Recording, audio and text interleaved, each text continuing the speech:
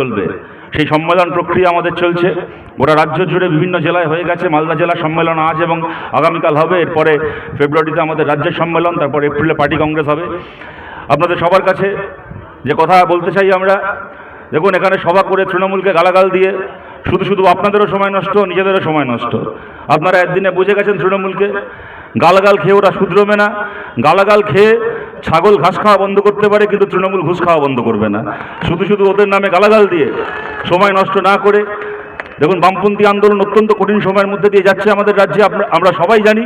আবার এটাও ঘটনা, গত 13 বছর ধরে 14 বছর ধরে যে মার আমাদেরকে খেতে হয়েছে, আমাদের যত কমরেড খুন হয়েছে, যত কমরেড ঘর ছাড়া হয়েছে, আমাদের যত পার্টি অফিস দখল হয়েছে, যত হাজার হাজার মিথ্যে মামলায় আমাদের কমরেডদেরকে জেল খাটতে হয়েছে, এত কিছুর পরে এই পার্টিটার নাম সিপিআইএম বলে এখনো মাথা উঁচু করে দাঁড়িয়ে আছে। অন্য কোনো পার্টি হলে কোন কালে উঠে যেত। কিন্তু এখানেই আমাদের লড়াই শেষ নয়, সামনের দিকে এগোতে হবে। আরও অনেক মানুষকে সঙ্গে নিয়ে আরও অনেক কাজ করতে হবে। যদি মানুষকে সঙ্গে পাই আমরা, আগামী দিনে কিছু কাজ আমরা করতে চাই। দেখুন আপনারা সবাই জানেন 2019-এ আমাদের দেশের সুপ্রিম কোর্ট ঘোষণা করেছিল, তারা রায় দিয়েছিল অযোধ্যায় মন্দির তৈরি হবে।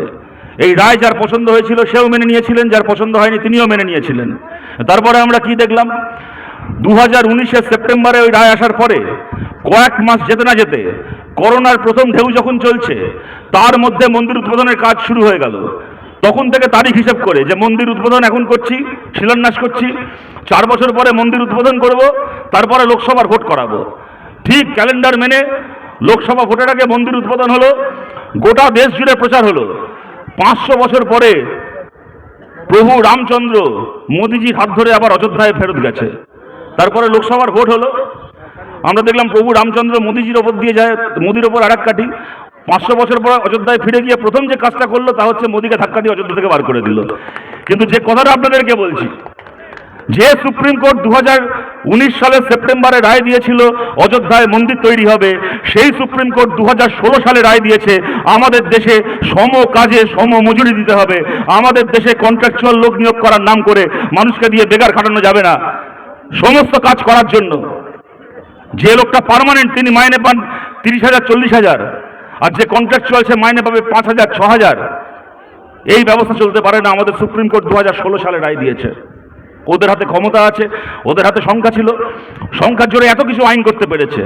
মানুষকে এনআরসি করে দেশ থেকে তাড়িয়ে দেওয়ার আইন, নোট বাতিল করে লোককে ব্যাংকের লাইনে দাঁড় করিয়ে মেরে ফেলার আইন, সংখ্যার জোরে এত আইন করানো গেছে।